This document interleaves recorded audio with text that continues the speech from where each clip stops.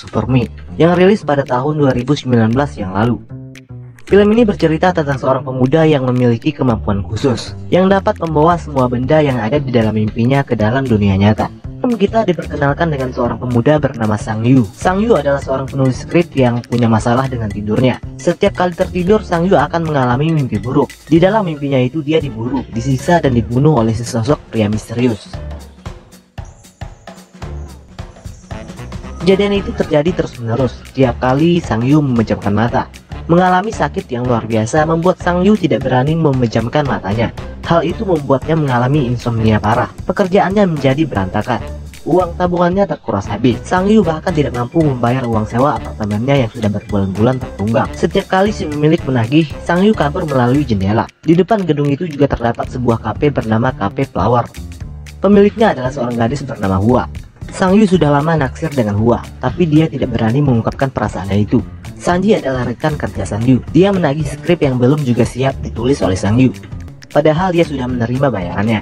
Uangnya tersebut Sang Yu habiskan untuk biaya pengobatannya. Sang Yu menceritakan masalah mimpi buruk yang dia alami. Tapi Sanji justru menganggap kalau Sang Yu gila dan banyak alasan.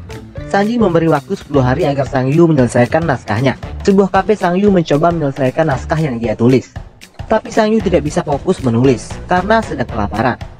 Sang Yu berniat mengambil makanan sisa yang ada di meja lain. Tapi tiba-tiba seorang pria lebih dulu memakan sisa makanan itu. Setelah itu pria itu berubah menjadi bayangan dan mencekik Sang Yu dengan sebuah rantai besar.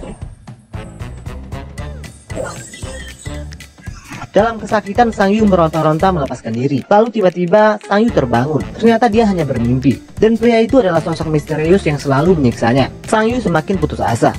Dia bahkan tidak lagi bisa membedakan antara kenyataan dan mimpi. Lalu dia naik ke atas gedung, berniat untuk mengakhiri hidupnya. Ketika Sang Yu mencoba untuk melompat, si pak tua penjual martabak menawarkan martabak telur gratis kepadanya.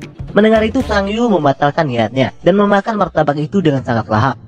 Pada malam hari Sang Yu menjual HP-nya untuk membeli makanan. Di minimarket itu Sang Yu mencoba mencuri barang-barang, tapi batal karena dia menyadari ada CCTV yang memantaunya. Tak lama Sang Yu dihampiri oleh Hua, pemilik kafe yang dia taksir.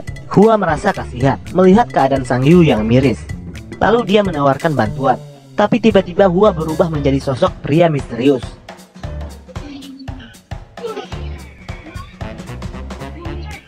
Itu berarti Sang Yu sedang berada di alam bawah sadar. Di dalam keadaan terdesak, Sang Yu teringat akan kata-kata pak tua penjual martabak. Kemudian dia mengucapkan kata-kata itu.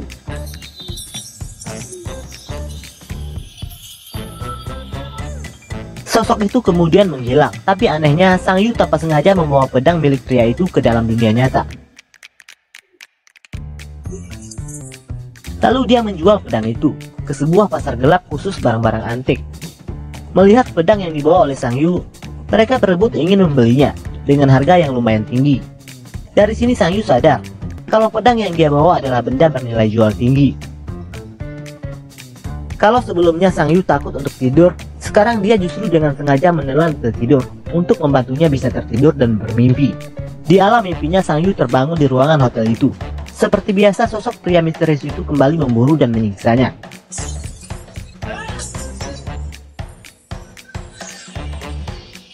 Setelah bergelut dan merasakan sakit yang luar biasa akibat tertikam, Sang Yu berhasil merampas kapak itu dan membawanya kembali ke alam nyata. Lalu dia menjualnya lagi. Si pembeli sudah mulai penasaran dari mana Sang Yu mendapatkan barang-barang berharga tersebut. Lalu Sang Yu menggunakan uangnya untuk berpoya-poya, mabuk-mabukan di bar elit. Si pembeli barang-barang itu berusaha mengorek informasi dari mana Sang Yu mendapatkan benda-benda bernilai jual tinggi itu. Tapi Sang Yu tidak sebodoh itu untuk buka mulut. Di tempat lain Sanji berhasil menemukan Sang Yu. Melihat Sanji, Sang Yu mencoba untuk kabur. Kemudian dia melihat tampangnya di depan kaca. Dia sadar kalau kini dia bukanlah penulis miskin lagi. Lalu dia membawa Sanji ke sebuah restoran mahal. Lalu dia memberi Sanji uang sebesar 20.000 yuan, 4 kali lipat lebih besar dari hutangnya. Sanji terlihat heran, bagaimana Sang Yu bisa sukses dalam waktu cepat. Keesokan harinya Sang Yu pergi menemui Hua di kafenya. Lalu dia memesan segelas kopi. Tak lama dia memberanikan diri mengajak Hua bicara. Sang Yu bertanya kenapa Hua ingin menjual kafenya. Hua bilang kalau kafenya rugi karena sepi pelanggan. Lalu Sang Yu bertanya berapa harga kafe tersebut. Sang Yu sepertinya berniat untuk membelinya. Setelah itu Sanji mengantar Sang Yu yang tengah mabuk berat ke kamar hotelnya. Sanji yang penasaran mencoba mencari tahu dari mana kekayaan Sang Yu berasal. Tapi yang dia temukan hanyalah sebuah buku promo tentang emas. Lalu tiba-tiba Sang Yu meronta-ronta dalam tidurnya. Tak lama dia terbangun dengan membawa sejumlah emas di kedua tangannya. Dari sini Sanji akhirnya tahu kalau Sang Yu memiliki kemampuan super. Dan dari kemampuan itulah dia menjadi kaya raya. Keesokan harinya Sang Yu membeli kafe Hua. Dia menyuruh Hua untuk tetap menjalankan bisnis kafenya dengan keuntungan dibagi dua. Lalu Hua bertanya kepada Sang Yu apakah dia punya waktu. Malam harinya Sang Yu mengajak Hua dinner di sebuah restoran mahal. Di sana Hua menjelaskan kalau dia tahu tujuan Sang Yu membeli kafenya. Pada tengah malam Sang Yu kembali untuk tidur. Tapi kali ini ada Sanji yang bertugas menjaganya. Selama dia berpetualang di alam bawah sadarnya. Di alam mimpi Sang Yu berada di sebuah tempat penyimpanan uang. Kali ini Sang Yu mengalahkan sosok itu dengan mudah.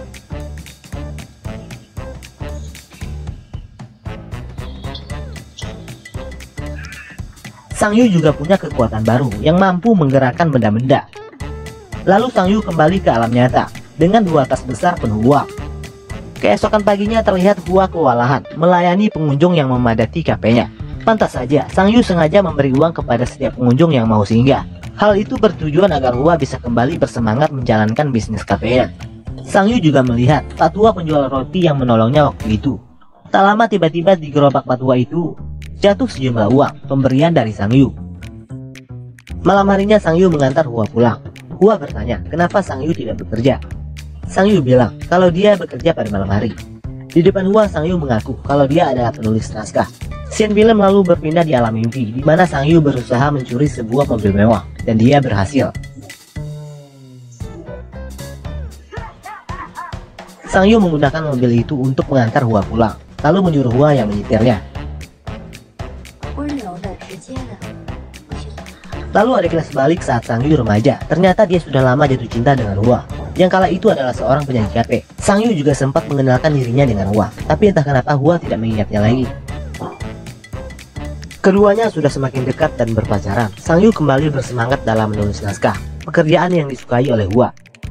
Sang Yu sangat berambisi untuk menjadi penulis terkenal, sampai dia rela menyogok para produser film dengan uang ratusan juta agar mereka mau memakai jasanya. Singkat cerita, dia berhasil menjadi penulis skrip terkenal. Hua terlihat bangga dengannya.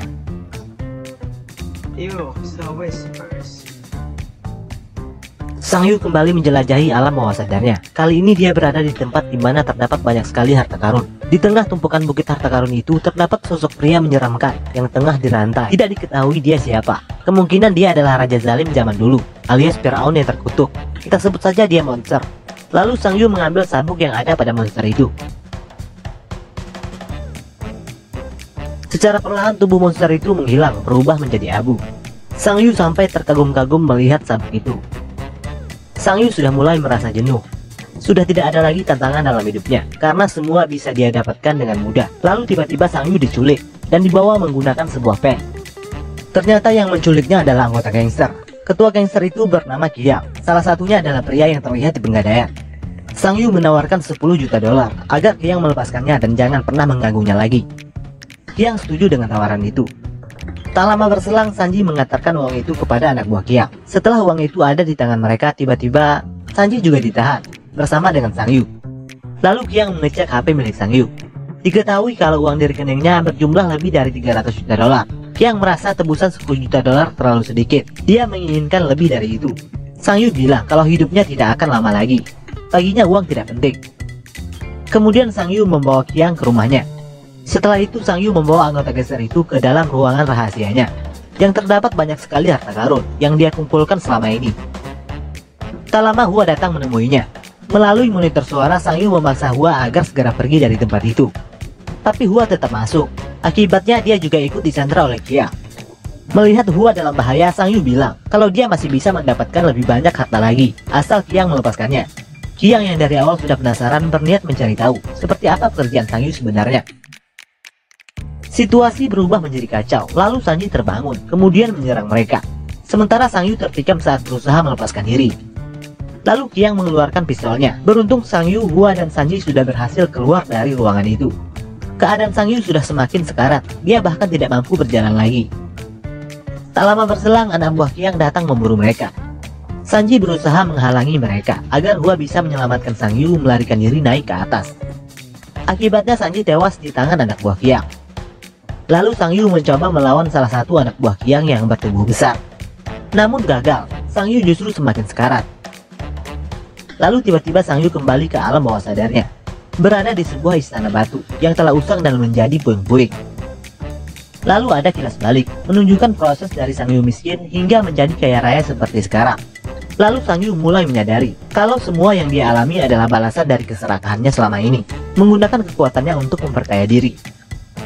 Sang Yu berusaha kembali ke alam nyata dengan mengucapkan kata "aku hanya bermimpi", tapi tidak berhasil. Dia terjebak di alam bawah sadarnya sendiri.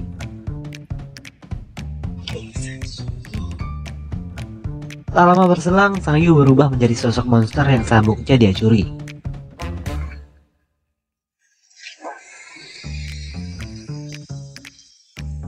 Lalu dia memecahkan dinding batu yang menghalanginya untuk masuk ke alam nyata.